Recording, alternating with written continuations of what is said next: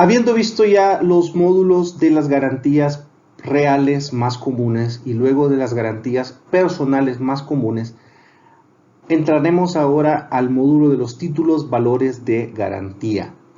Yo sé que en muchas ocasiones ustedes habrán escuchado que como garantía habrá personas que exigen la suscripción de determinados títulos valores. Por ejemplo, yo te firmo un contrato de arrendamiento, pero de repente como garantía quiero que me firmes una letra de cambio por cada uno de los meses que vas a estar.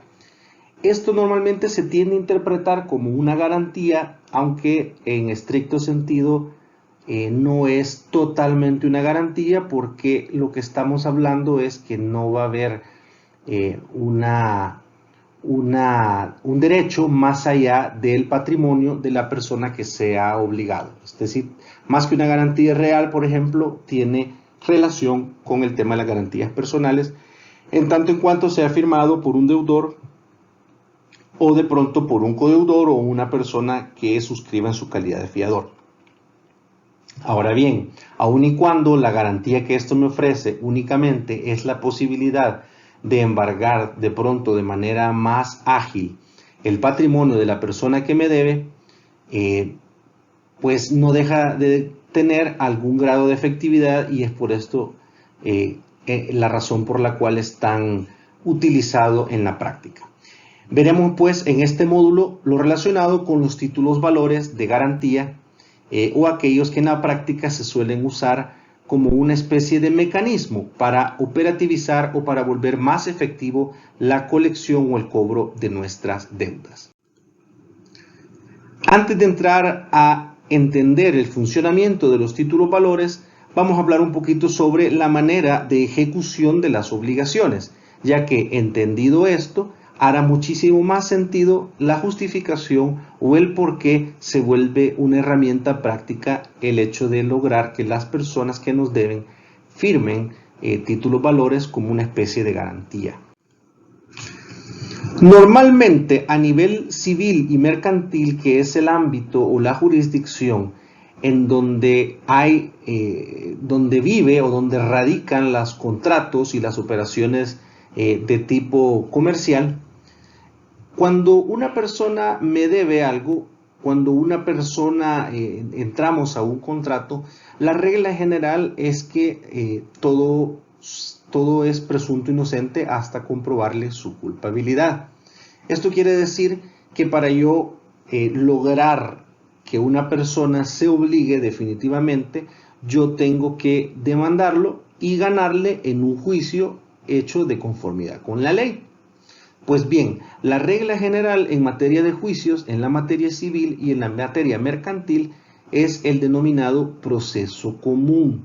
Y este proceso común conlleva una serie de etapas concatenadas, tiene una duración aproximada de entre 1 a 2 años en primera instancia, más todo el tiempo que se pueda tardar la apelación, que puede oscilar más o menos de unos 4 a 6 meses, más el tiempo que se dure la casación, que podría andar oscilando más o menos de unos 6 meses a 2, 3 años. Pero bueno, cuando yo tengo una reclamación en contra de una persona porque me vulneró un contrato o algo así por el estilo, lo primero que yo debo hacer es demandarlo. Debo contratar a un abogado y debo preparar una demanda en donde anexe la prueba documental que tenga y establezco un planteamiento, una teoría del caso, y hago la reclamación formal en contra de esta persona. A continuación se da un emplazamiento. El emplazamiento es la etapa por medio de la cual se le notifica a esta persona que existe una reclamación en su contra y a esta persona se le da un derecho para contestar. Luego pasa la etapa de la contestación, que es la etapa formal en donde el que es demandado pues tiene la oportunidad de ejercer su derecho de defensa, y en esta etapa puede darse algunas variantes, porque aquí pues desde que puede pedir que se desestime la acción por improponible, por inadmisible, incluso puede contrademandar, en cuyo caso se complica un poquito más el proceso. Pero por lo general, lo natural que sucede es que la persona conteste si sí, si no, o ejerza algún tipo de defensa u oposición, en cuyo caso se pasa a la siguiente etapa, que es la audiencia preparatoria.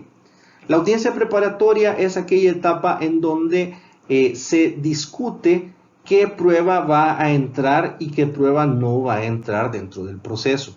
hay ciertas reglas técnico-probatorias que determinan la pertinencia, la utilidad y la licitud de la prueba, y en esta etapa es donde se discute eso.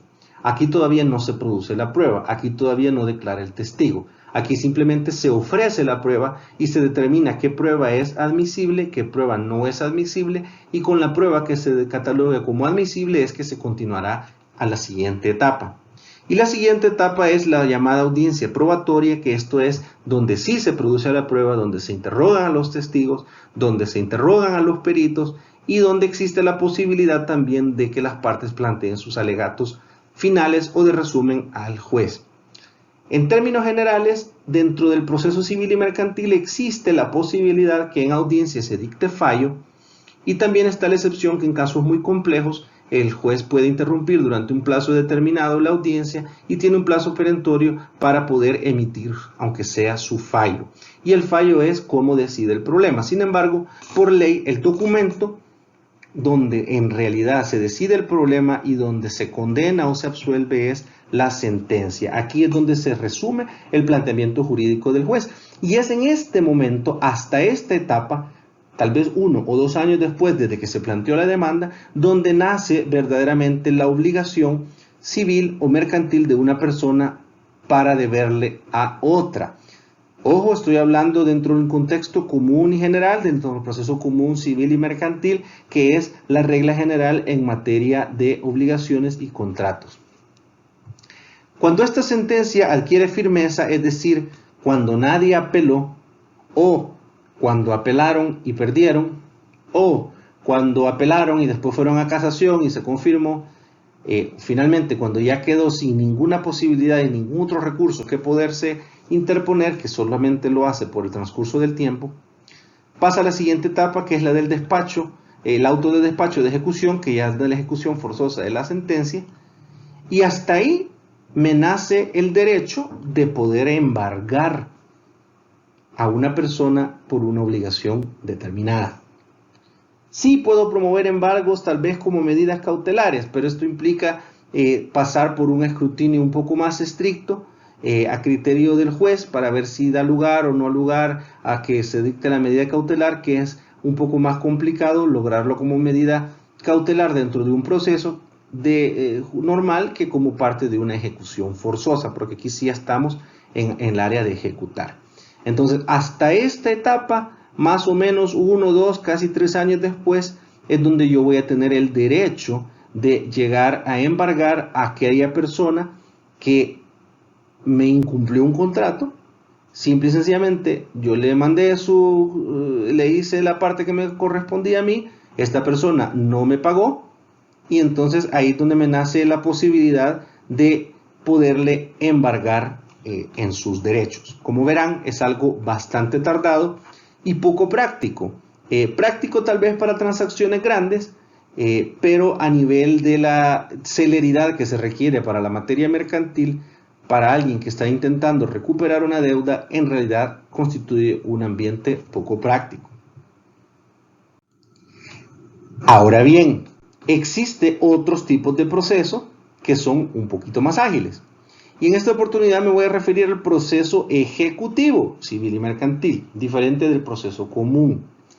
¿Cuál es la etapa o cuál es la tramitación dentro de este tipo de proceso? Bueno, en este tipo de proceso, como es un proceso especial, aquí primero se plantea la demanda e inmediatamente, admitida la demanda, se habilita la posibilidad de poder trabar embargo. Esto sí ya es una cuestión que podría ser en 3 semanas o 1 mes o 2 meses para poder llegar a verificarse.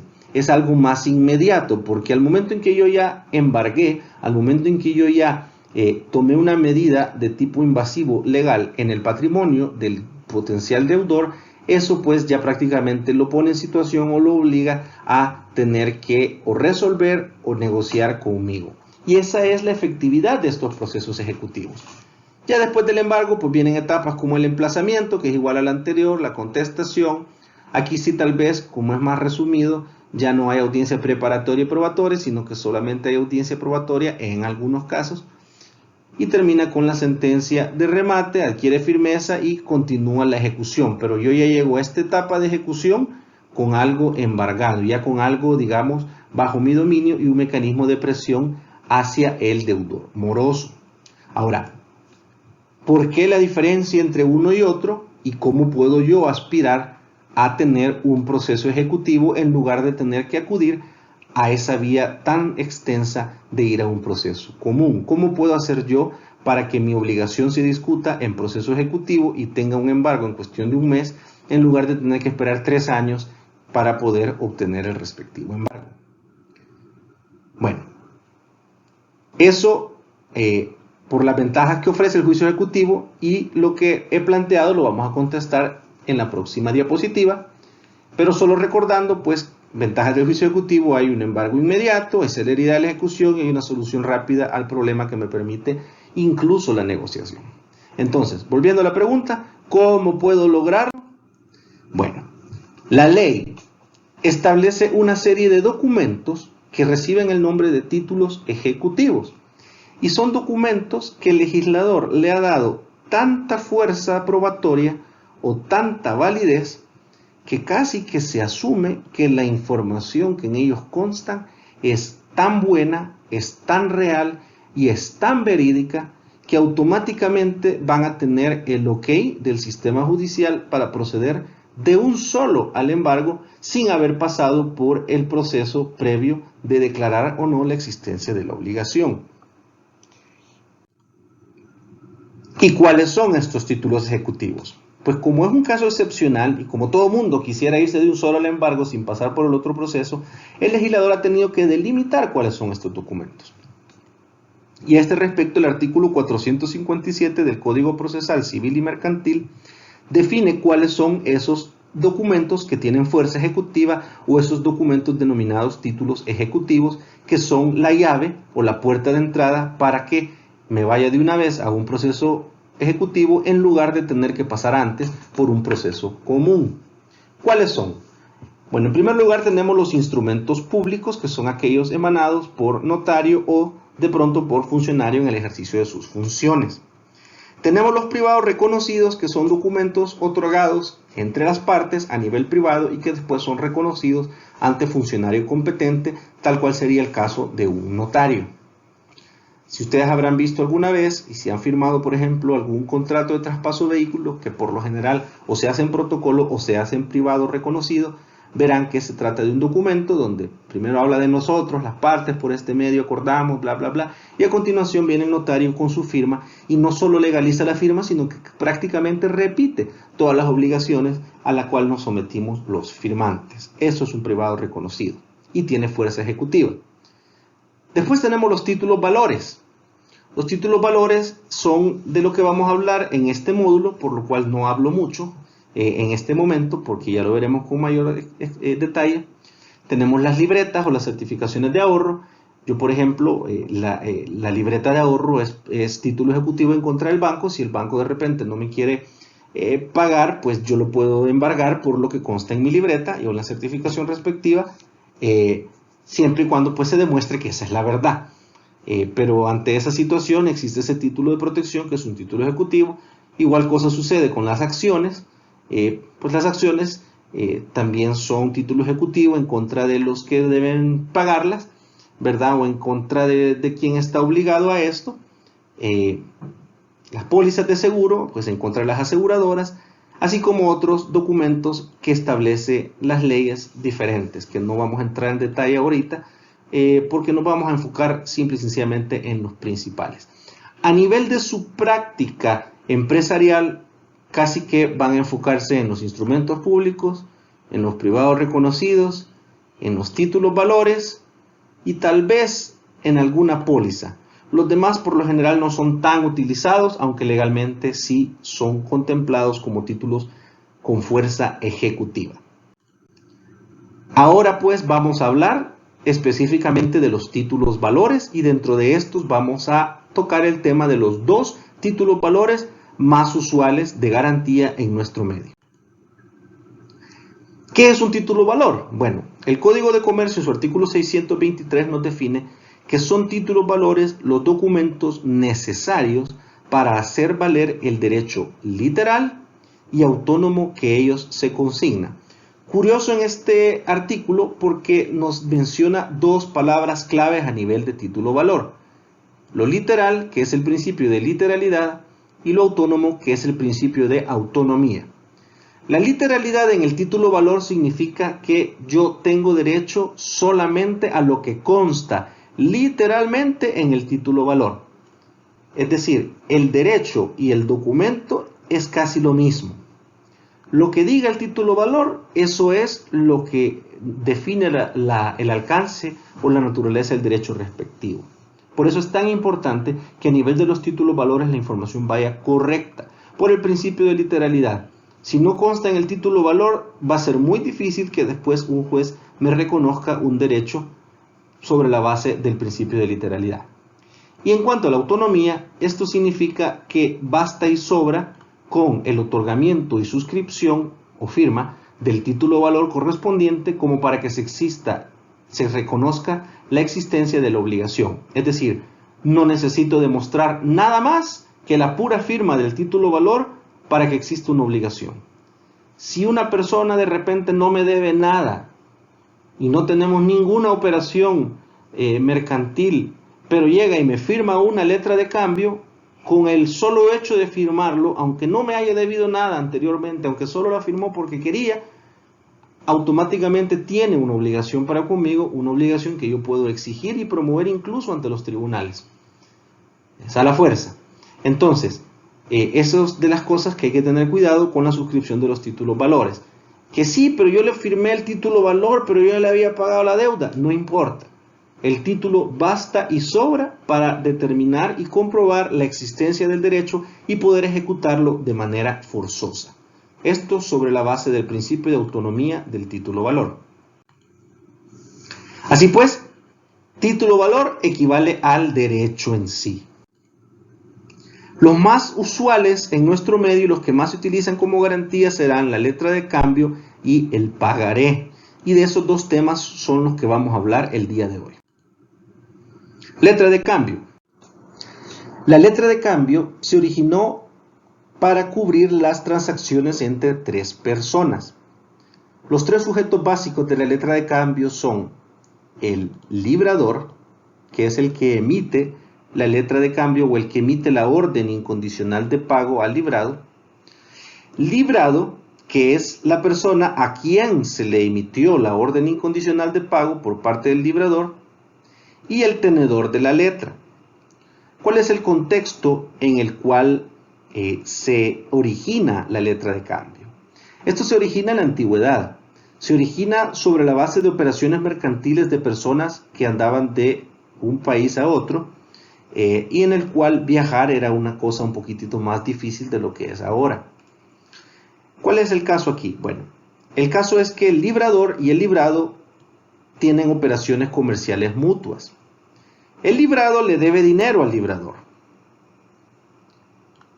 Y entonces, como le debe dinero al librador, el librador se siente en la libertad o en la posibilidad de ordenarle al librado que le pague ese dinero. Supongamos que le debía $100, ¿verdad? O 100 maravedíes. Pues habría que ver el lugar y el contexto.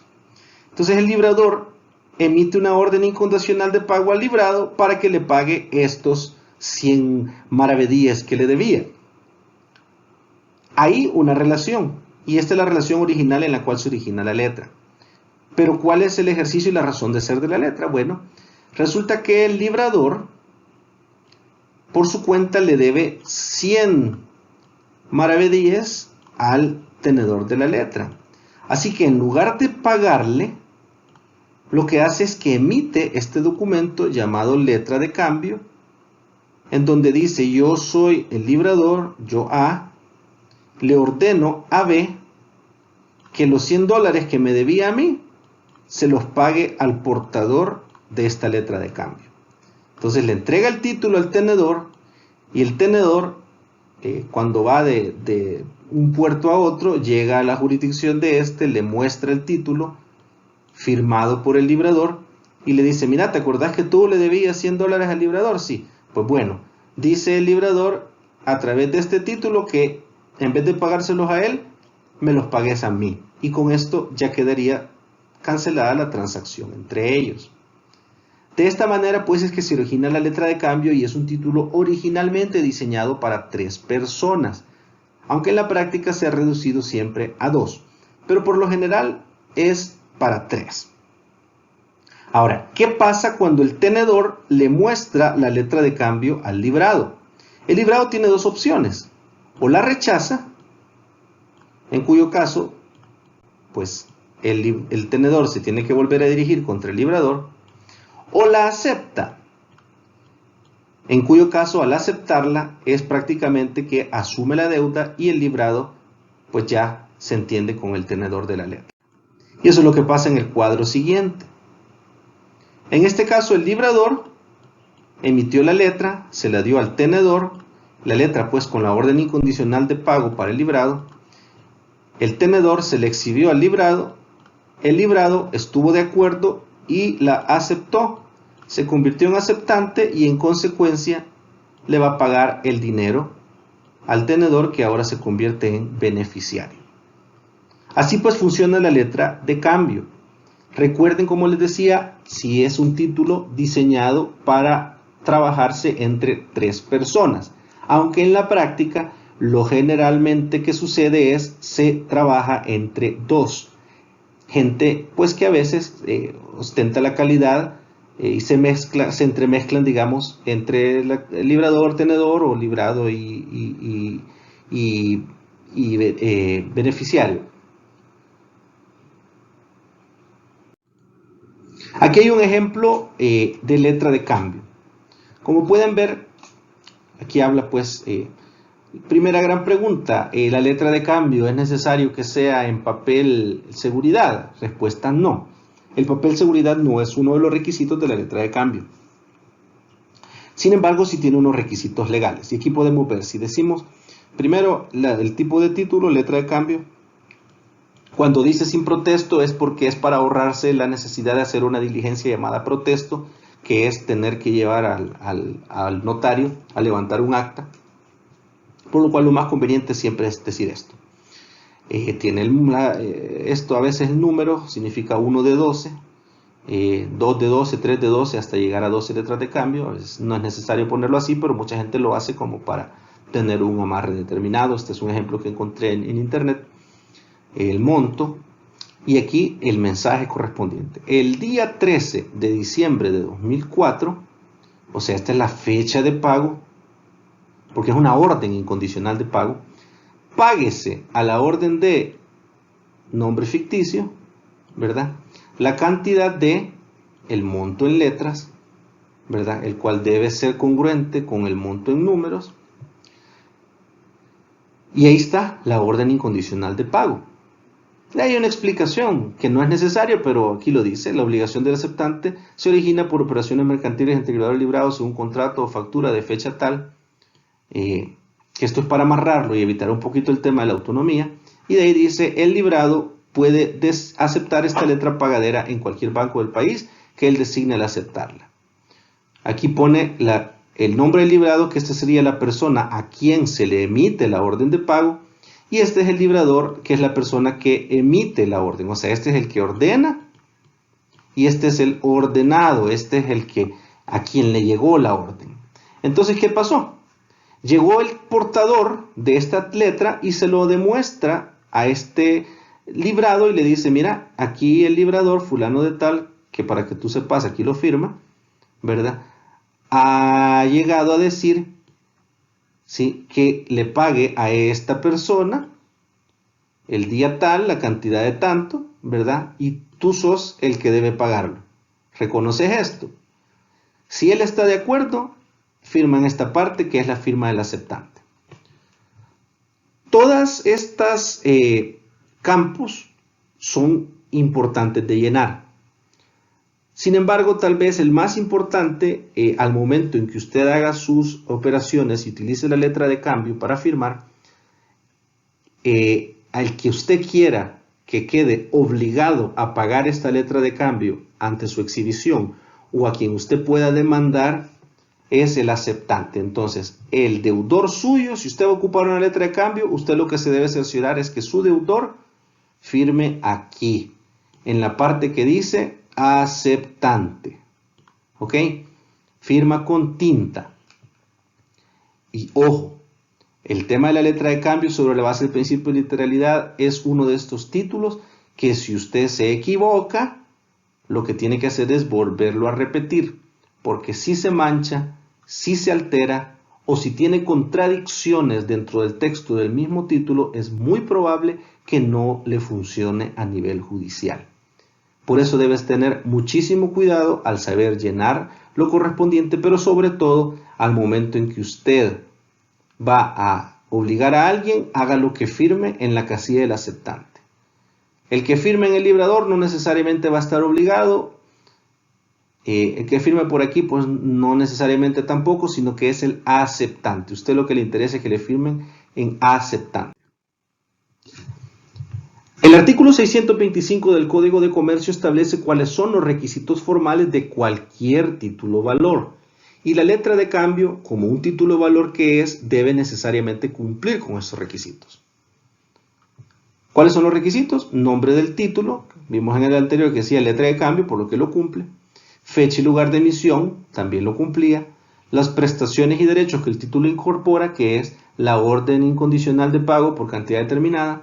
Lugar de cumplimiento, ahí decía él también a dónde, y firma del emisor, es decir, en este caso el librador. Pero además de los requisitos generales del 625 que aplican para todos los títulos valores, la letra de cambio tiene sus propios requisitos. ¿Y cuáles son? En este caso los del artículo 702, que tiene que tener la denominación letra de cambio inserta en el texto.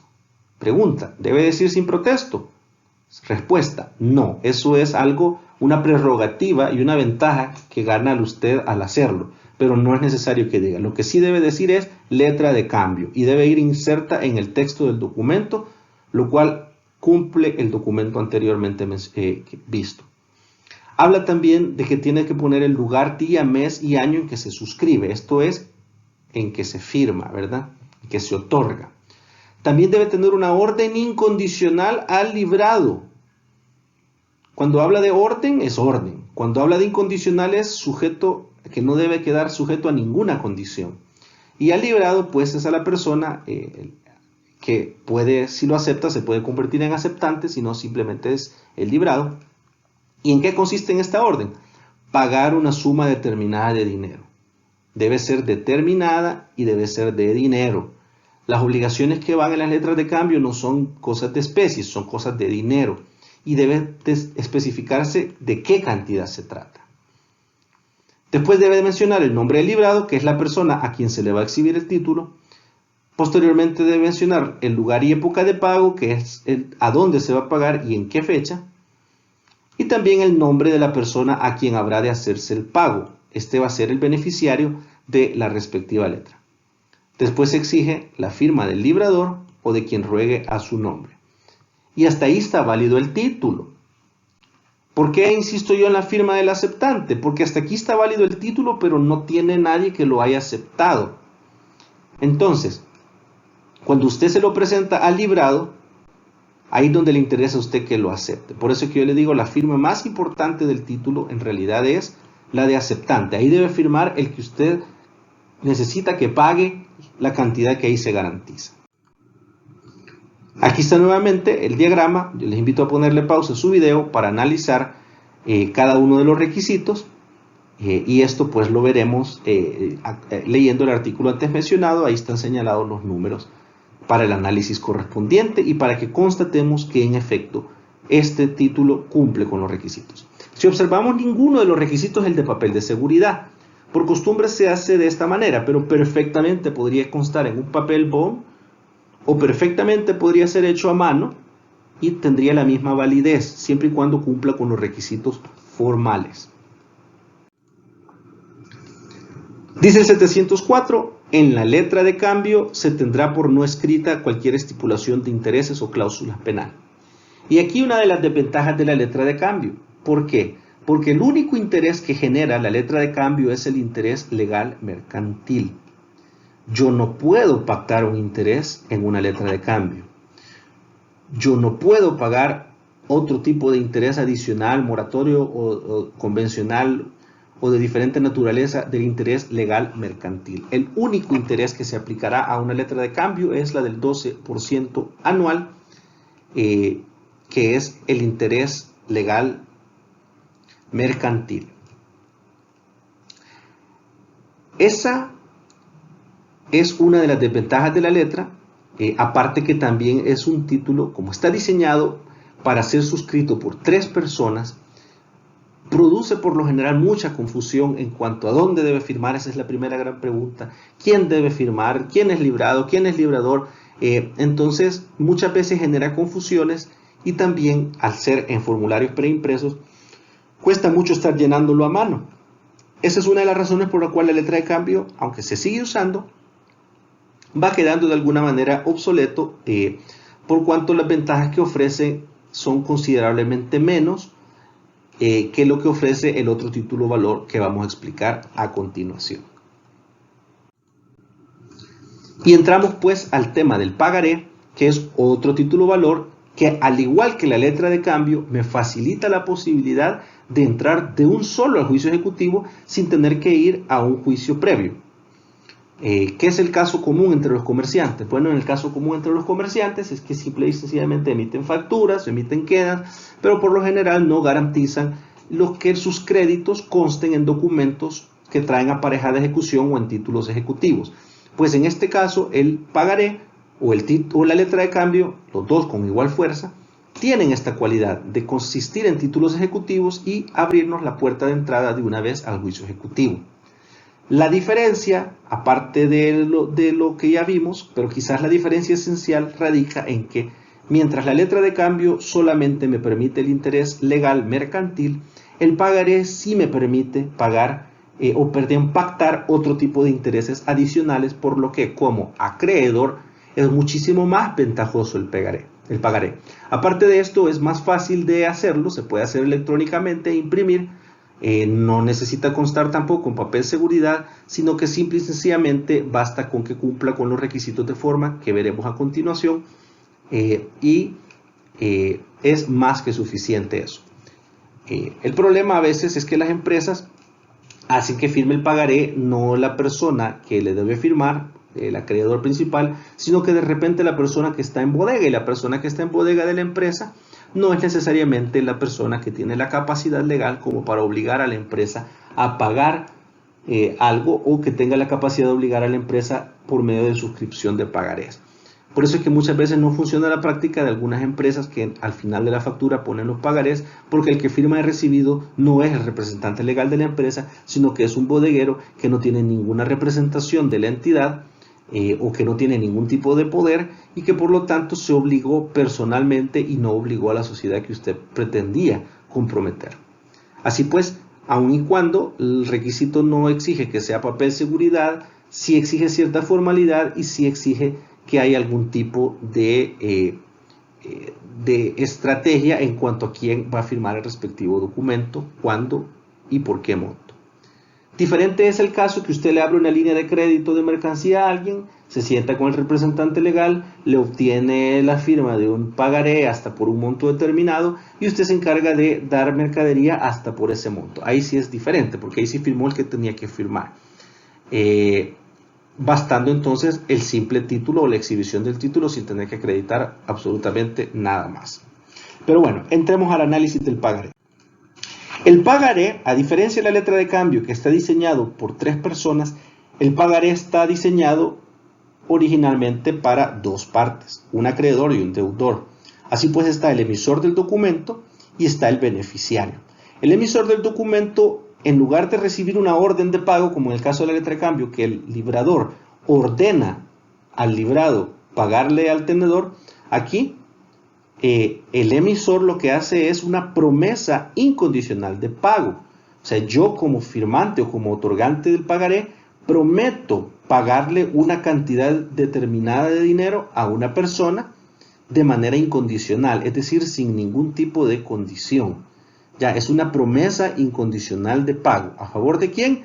De un beneficiario. Beneficiario el cual se convertirá en mi acreedor y yo, a ser el que promete pagar, me convierto en el emisor del pagaré.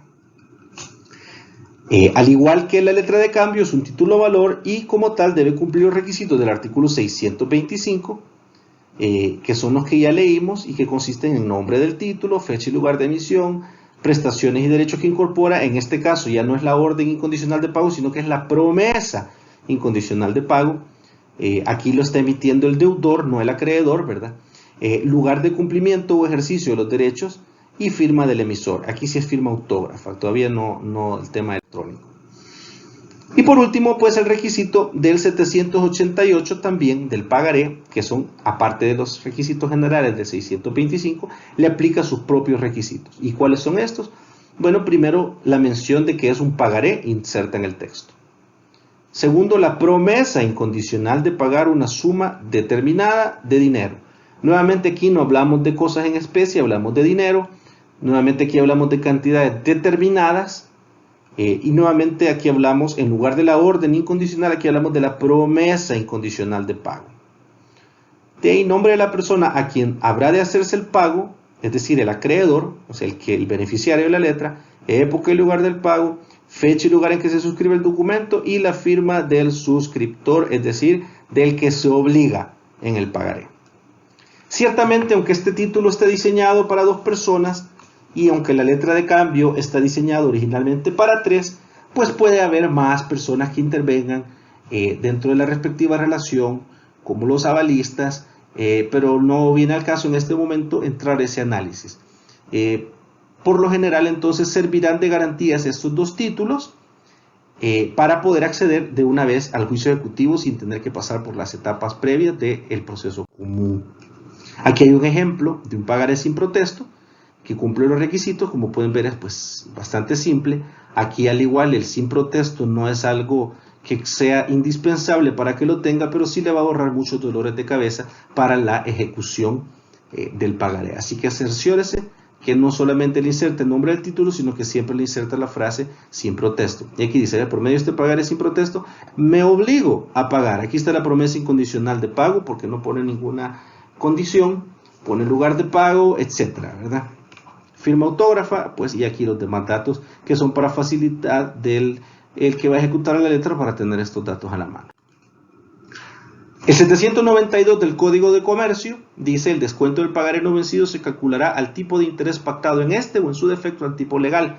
Los intereses moratorios se computarán al tipo estipulado para ello y a falta de estipulación al tipo fijado en el documento. Es decir, que a diferencia de la letra de cambio, y una de las principales ventajas es que los intereses son libremente pactados por las partes, no es algo impuesto por ley. Así que como acreedor es muchísimo más conveniente el pagaré. También es más fácil de elaborar porque basta imprimirlo en la computadora para tener varios pagarés en serie en lugar de estar llenando a mano todos los formularios. Sin embargo, los 2 títulos son válidos y nos ofrecen prácticamente los mismos beneficios de acceder al juicio ejecutivo y embargar de un solo, con la diferencia que el pagaré me da la posibilidad de cobrar mayores intereses. Ahora bien, ¿cómo es que funciona este tipo de garantía? Pues bien, el título valor en sí no me da ninguna garantía más que poder embargar a la persona que me lo ha firmado. Sí me facilita la posibilidad de demandarlo en un proceso más expedito, más rápido, y me da la posibilidad de embargarlo de una vez. Pero si esta persona no tiene nada en su patrimonio que yo pueda embargar, entonces hasta ahí llegué con mi título y hasta ahí llegué con mi acción judicial. No la voy a poder efectivizar. Es decir, dentro de las operaciones mercantiles, ciertamente poseer un título valor que respalde mi derecho será hasta cierto punto una garantía de hacerlo más rápido, de celeridad. Sin embargo, el mejor tipo de garantía que yo puedo obtener en realidad son las garantías reales, porque ahí por lo menos tengo asegurado un bien determinado para resarcir mis créditos. En segundo lugar, van a ser las garantías personales, porque las garantías personales lo que hace es que me amplía los patrimonios que yo puedo perseguir. Dentro de esto, el que más garantías me representa como acreedor es la solidaridad, porque me permite demandar a cualquiera de los codeudores solidarios, y en segunda instancia va a ser la fianza, aunque la fianza, lo preferible para uno como acreedor es conseguir un fiador solidario para que no tenga el beneficio de excusión. Y finalmente, pues, que estas personas, aparte de la garantía real que me puedan constituir y aparte de que firme quien me deba firmar como deudor, codeudor o fiador, que conste la obligación en un título valor para efecto que yo pueda ir de una vez al embargo.